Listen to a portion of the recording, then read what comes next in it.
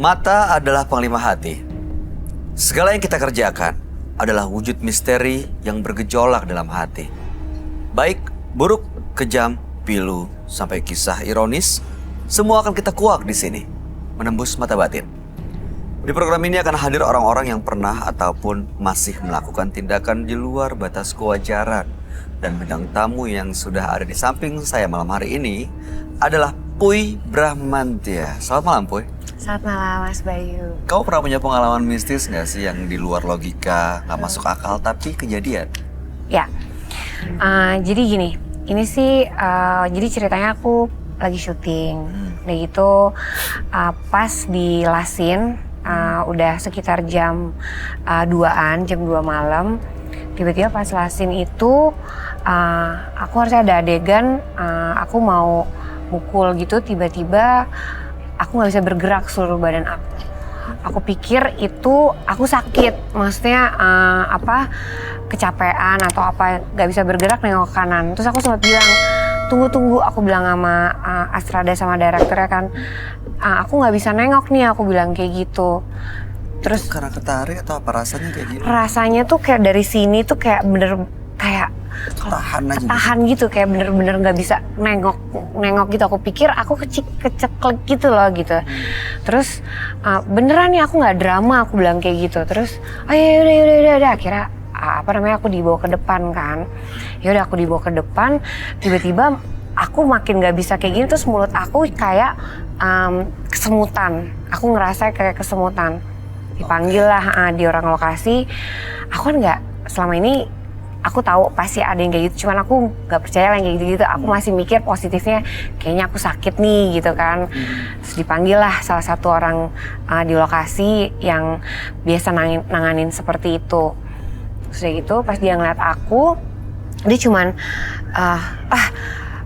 ini dia ngomong sama orang Astrada aku, dia bisik-bisik, terus dia giniin aku, maaf ya mas, megang ini aku sambil dibacain, terus dia minta air putih gitu.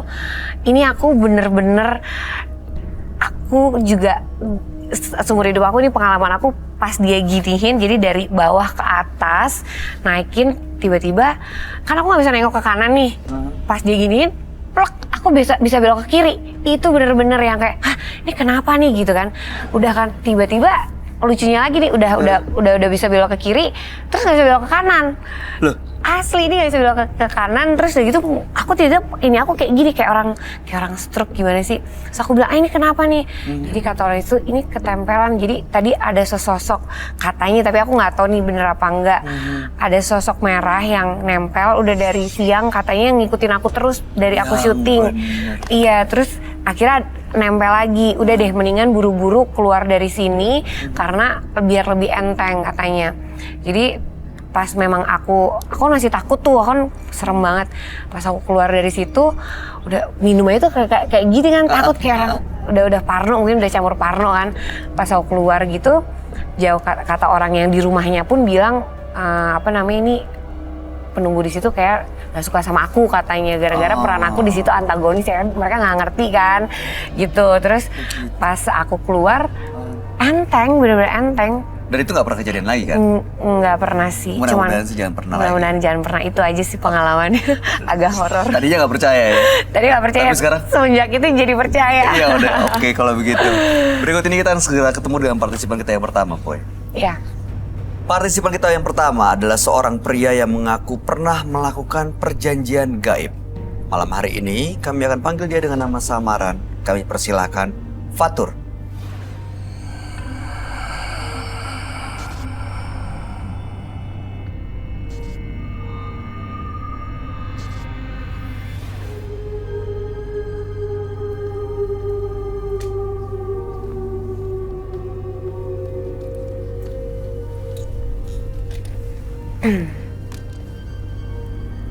Selamat malam Mas Fatur. Malam. Apa yang mau Anda ceritakan? Bercerita pengalaman saya soal jenglot. Pengalaman soal jenglot? Iya. Oke. Bagaimana pengalamannya? Yang saya dapat jenglot itu dari satu tempat daerah. Ketika saya megang benda itu, saya menjadi orang yang sangat aktif. Aktif? luar Awal biasa. ceritanya Anda bisa mendapat jenglot itu gimana sebenarnya? Saya pernah berburu ke satu tempat di daerah. Saya buat perjanjian dengan jenglot tersebut. Buat perjanjian dengan jenglot. Ya. Mundur lagi ke belakang, gimana ceritanya bikin perjanjian? Ada apa sebenarnya? Tujuannya apa sampai buat perjanjian dengan jenglot? Pada waktu itu, sebelum saya mendekati jenglot tersebut, setiap kali saya berdekatan dengan wanita, saya selalu dibilang aneh. Oke. Saya bilang aneh. Jadi karena sering dianggap aneh Iya. oleh perempuan-perempuan yang Mas Fatur deketin, Iya, jadi ingin mencari ilmu gaib. iya, Buatlah perjanjian dengan jenglot. iya. Bagaimana bentuk perjanjiannya dan bagaimana ininya? Perjanjian saya dengan jenglot tersebut, ketika saya membutuhkan dia, saya harus membawa 1 ekor ayam cemani. Dan kalau emang ayam itu nggak ada, harus pakai darah saya sendiri. Diapain ayam cuman ini? Dipotong, dioleskan darah, nanti dia punya mata menyala. Setelah nyala, apa pengaruhnya buat Mas Fatur? Pengaruhnya untuk saya besar. Jadi seperti apa? Jadi dapat apa yang Anda mau? Saya bisa melakukan segala hal. Seperti kalau mau deketin cewek, Iya. cewek jadi suka gitu. Iya, Banyak korbannya? kurang lebih banyak. Kurang lebih banyak. Iya. Jadi Anda menggunakan jenglot untuk ngedeketin perempuan gitu? Iya, awalnya. Awalnya? Iya. Sekarang? Ketika saya sudah dapat jenggot itu, saya jadi ditaksir satu ratu di daerah. Ratu itu suka sama saya, ratu ular. Anda tahu dari mana itu ratu ular? Karena saya sempat pergi ke tempatnya dia. Itu satu tempat di dalam goa, nggak ada satupun laki-laki. Semuanya perempuan. Dan mereka setengah baya ular. Itu terlihat ada wujudnya Terlihat. gitu? Bukan dalam mimpi nih ya? Dalam mimpi, tapi ibu saya pun pernah melihat bahwa saya dengan ular. Hah? Ular itu bentuknya ular ya? Ular, tapi dia badannya manusia, kepalanya kepala manusia, setengah baya. Jadi badannya manusia, Iya. kakinya yang ular. Iya. Itu sadar melakukan itu? Sadar, yang melihat itu kakak saya dan ibu di dalam kamar. Hah? Mereka gimana cara bisa melihat? Ya secara nggak langsung mereka melihat itu. Awalnya mereka nggak percaya bahwa saya begitu. Oke, jadi menurut Mas Fatur, si ular yang bertubuh manusia ini datang karena pengaruh jenglot yang Anda punya gitu? Iya, karena di daerah pun nggak semua orang punya itu. Memang udah punya seorang pilihan. Oke, baik. Kalau gitu apa tujuannya datang ke Menembus Mata Batin malam hari ini? Tujuan saya datang sini untuk ketemu dengan Mas Roy. Apa sebenarnya yang ada dalam diri saya? Emang Anda merasakan apa, Mas Fatur? Saya merasakan setiap kali saya bertemu dengan orang, misalkan ya, Mas galak gitu, Mas akan tunduk aja, kan dengan sendirinya diam. Yang katanya Mas galak, nanti nggak akan jadi galak. Jadi nggak galak sama Mas Fatur? Iya. Bukannya itu justru baik ya? Memang baik, cuma Tapi- buat saya keberatan kalau memang udah minta makanannya, saya keberatan. Kenapa? Kalau dia sudah minta makan, Minta makan apa maksudnya? darah. Oh, jadi ritual itu Ritual, iya. sudah cukup bikin Anda capek, Capek. lelah gitu ya. Makanya ingin selesai dari ritual itu. Pernah coba nggak melakukan ritual itu?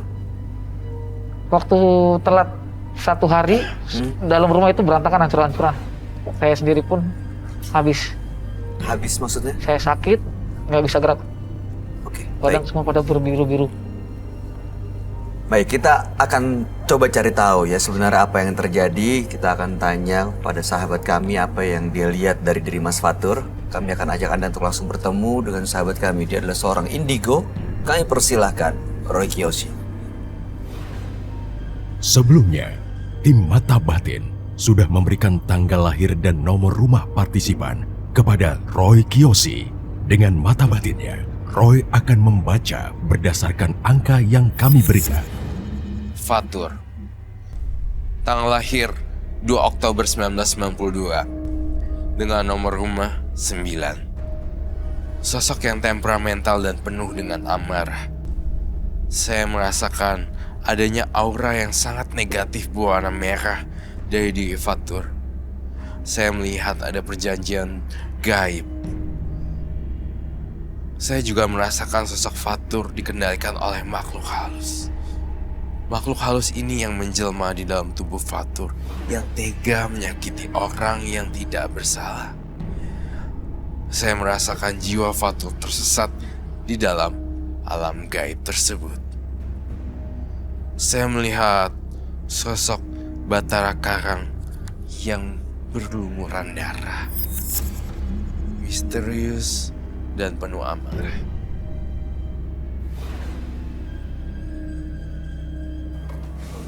Selamat malam, Roy. Silakan duduk semuanya. Terima kasih. Fatur dengan tanggal 2 bulan 10 1992 dan nomor rumah 9. Fatur untuk menaklukkan perempuan yang diinginkan, dia melakukan ritual memiliki buah jenglot ya, yang selalu diberi darah ayam cemani atau darahnya sendiri. Tapi belakangan justru yang tertarik bukan hanya perempuan, ada sosok seperti seorang ratu berbadan manusia tapi ada berbentuk ular. Ular, betul. Gitu ya, kepalanya manusia. Kepalanya manusia. Kepalanya manusia, badannya ular, dan bahkan kalau ritual itu tidak dilakukan, rumah berantakan dan badannya Mas Fatur sendiri habis sakit. Makanya ingin lepas dan ingin tahu sebenarnya ada apa sih di diri Mas Fatur ini. Oke. Dan saya pun juga merasa ada yang aneh juga dengan dirinya Mas Fatur. Kamu Karena melihat apa? saya ngerasa ngelihat sisi magis dari seorang bukan bocah ya, seseorang yang kelahiran tahun 1996 kan? Iya. Iya. Tapi magisnya tuh kayak orang yang umur 50-an gitu. Belajarnya sampai dalam-dalam banget gitu loh, ilmu gaibnya. Tapi ilmu gaibnya lumayan. Iya, belia namun tidak bisa dianggap remeh bahwa dia itu ternyata juga pelaku mistisnya sangat kenceng banget gitu. Tapi hari ini Fatur itu nunjukin satu ketakutan yang luar biasa juga. Ketakutan terhadap kami bertiga bahwa akan terjadi apa dan segala macam. Dia masih menerka dan menebak. Tapi saya melihat di sini ada 2 kepala, tapi 1 badan ular. Oh, badannya ular. Iya.